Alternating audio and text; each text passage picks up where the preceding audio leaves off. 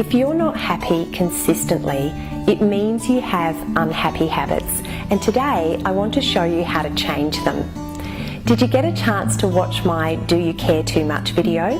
If not, I've popped the link below so that you can go back and watch that one if you feel like you end up in a bad mood sometimes because the people around you are in a bad mood.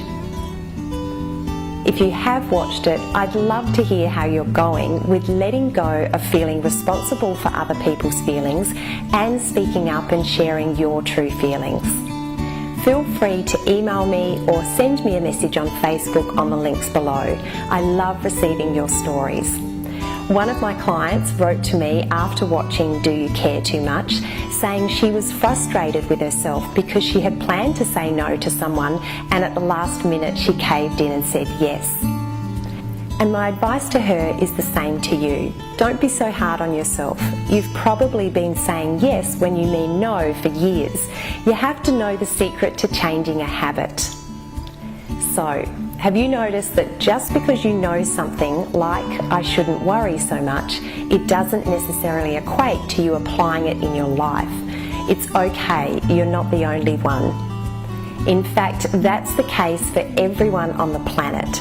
The more deeply ingrained a habit is, the more difficult it can seem like it is to shift it. But it doesn't have to be hard once you know how. Habits begin as choices. Every habit you have started with you doing it for the first time because you decided to. For example, if you're in the habit of getting up every morning and exercising before work, there was a day in the past that you decided to start doing it and you kept doing it. Your decision was based on an outcome you were seeking. You may have wanted to increase your fitness, lose weight, have some positive social interaction, or feel better about yourself. Your why to start this new habit was important enough to you to get out of bed the first 20 or so times, and now it's a habit. It's just what you do. On the other hand, if your current habit is to sleep in until it's time to jump in the shower before running out the door, that habit started with a choice too.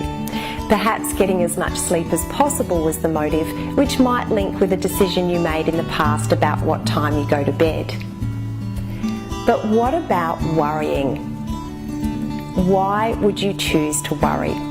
Well, there's a very good chance that your choice to worry wasn't made by you. As you know, the mind has a conscious part and a subconscious part. When you make a conscious choice, you're using your conscious mind and you're aware of the choice you're making and why you're choosing it. As an infant, your conscious mind is not fully developed, and so all of the messages you're receiving through your senses, seeing, hearing, smelling, feeling and tasting, are absorbed unfiltered directly into your subconscious mind. This includes absorbing the thoughts of those around you even before you were born. So if anyone of influence in your little life worried, you absorb those thoughts and emotions into your subconscious mind. The thoughts and feelings embedded into your subconscious mind create your habits. They are the first thoughts you have in reaction to what's going on around you. So you are programmed to worry. That's why certain triggers cause you to worry. Let's look at what worry is before I share with you how to stop it. Worry is imagining an outcome that you don't want. This negative picture in your mind causes you to feel a negative emotion, and together this creative tool can attract the very thing you don't want. So it's super important for you to learn how to break this habit.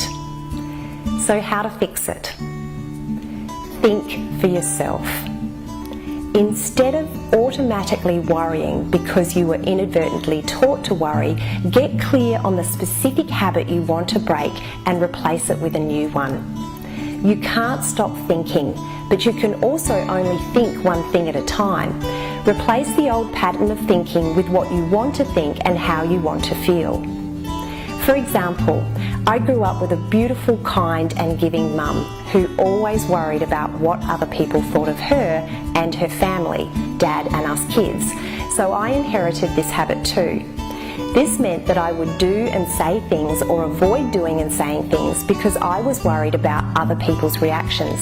So the habit I wanted to change was imagining people judging me, not liking me or rejecting me. How did I do it? I became very clear on what I want my life to be about, my purpose, the meaning of my life, and what I stand for. I decided that I would make my choices based on this meaning and purpose and allow others to make theirs. This meant that I no longer required approval from other people to think, say, and do anything. I gave myself approval. What is important to you? What is your life about? When you get very clear on your path, you give yourself a new vision, a projection of how you want your life to look, rather than fearing how it could go wrong. So write down now the thing that you worry about the most. Now, if you could create the opposite to that bleak outcome, which you can, what would that look like? Get a clear picture of that in your mind and feel it. Now create a new habit the same way the old one of worrying went in, through spaced repetition with emotion. Every morning when you wake up, say the opposite to your most constant worry and feel the emotion you would feel if that statement were true for you right now.